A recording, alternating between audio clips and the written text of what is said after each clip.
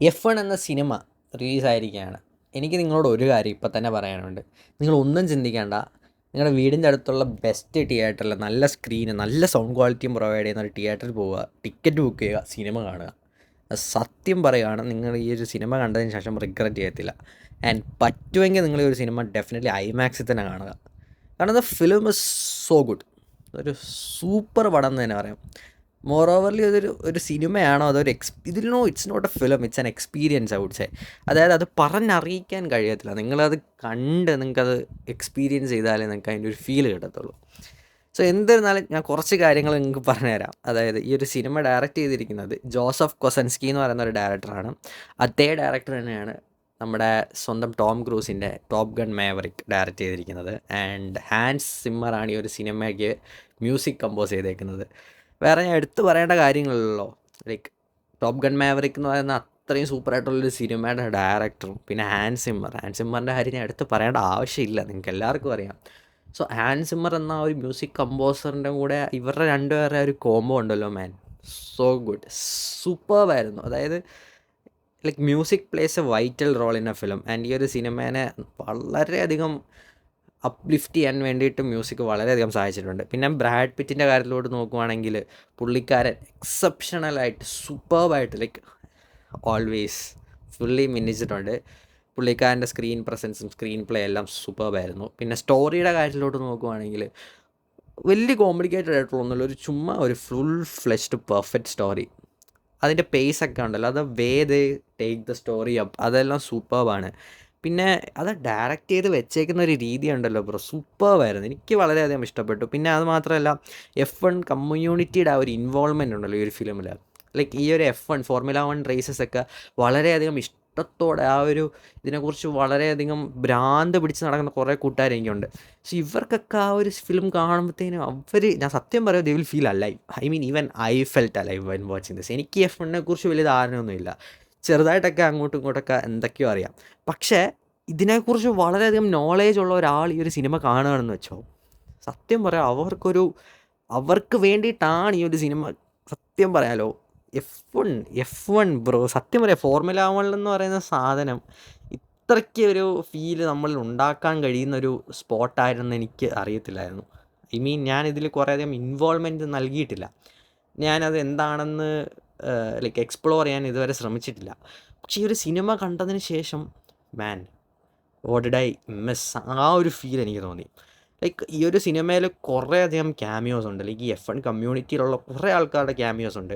ആ ക്യാമിയോസൊക്കെ നിങ്ങൾ കാണുമ്പോൾ തിയേറ്ററിൽ ആ ഒരു ഫേസസ് ഒക്കെ കാണുമ്പോൾ, ഐ മീൻ ഒരു ഫ്ലൂക്ക് ഓഫ് എ സെക്കൻഡ് മാത്രമേ അവരുടെ ഫേസൊക്കെ കാണിക്കത്തുള്ളൂ. പക്ഷേ ആ ഒരു ഫീലുണ്ടല്ലോ, ലൈക്ക് ഞാനൊരു തിയേറ്റർ പാക്ഡ് ഒരു ഓഡിയൻസിൻ്റെ കൂടെയാണ് ഈ ഒരു ഫുൾ സിനിമ കണ്ടത്. അപ്പോൾ അതിൽ കുറേ പേര് F1 കുറിച്ച് അവെയർ ആയിട്ടുള്ളവരാണ് ഉണ്ടായിരുന്നത്. സോ ഈ ക്യാമിയോസ് ഒക്കെ വരുമ്പം ഫാൻസിൻ്റെ ആ ഒരു റിയാക്ഷൻ കണ്ട് എനിക്ക് തന്നെ ഗൂസ് ബംസ് വന്നുപോയി bro.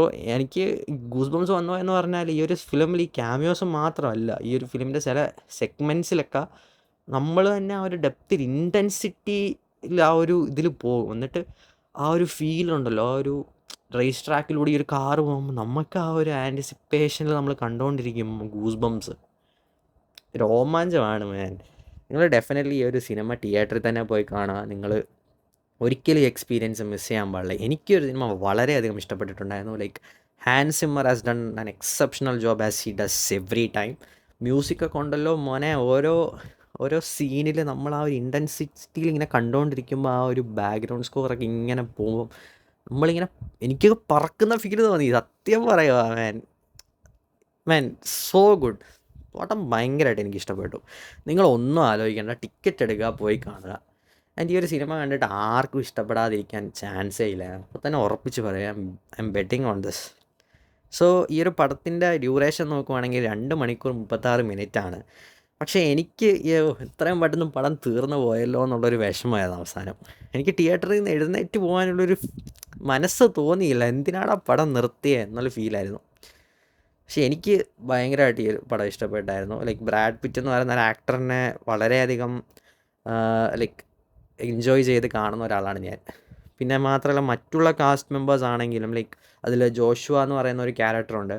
I don't know the actor's name, but അദ്ദേഹത്തിൻ്റെ ആ ഒരു ക്യാരക്ടറൊക്കെ വളരെയധികം ആ ഒരു പടത്തിൻ്റെ തുടക്കത്തിൽ ആ ക്യാരക്ടർ എങ്ങനെയാണ് അവസാനം ആ ക്യാരക്ടറിൻ്റെ ചേഞ്ചസ് നമ്മൾ കാണുന്നതും.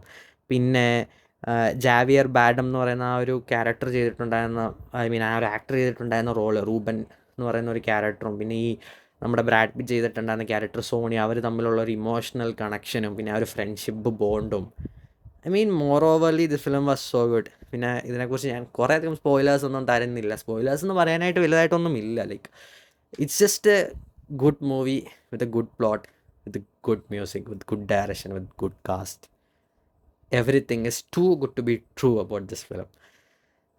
എനിക്ക് ഈ ഒരു സിനിമ വളരെയധികം ഇഷ്ടപ്പെട്ടിട്ടുണ്ടായിരുന്നു. As a movie lover, this will go to my top list.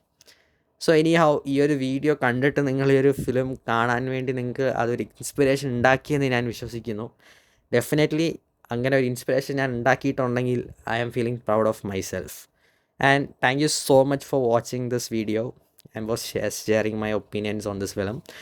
And yeah, thank you for watching. And if you are new to the channel, please subscribe and do like and share this video to your friend who is so obsessed with F1, or you want them to be obsessed with F1 or something. Like റേസിങ്ങിൻ്റെ കാര്യത്തിലോട്ട് വരുവാണെങ്കിൽ Ford versus Ferrari, rush, ഈ സിനിമകളൊക്കെ നമുക്കൊരു feeling ഉണ്ടാക്കി, നമുക്കൊരു emotion തോന്നിച്ചിട്ടുണ്ടായിരുന്നില്ലേ?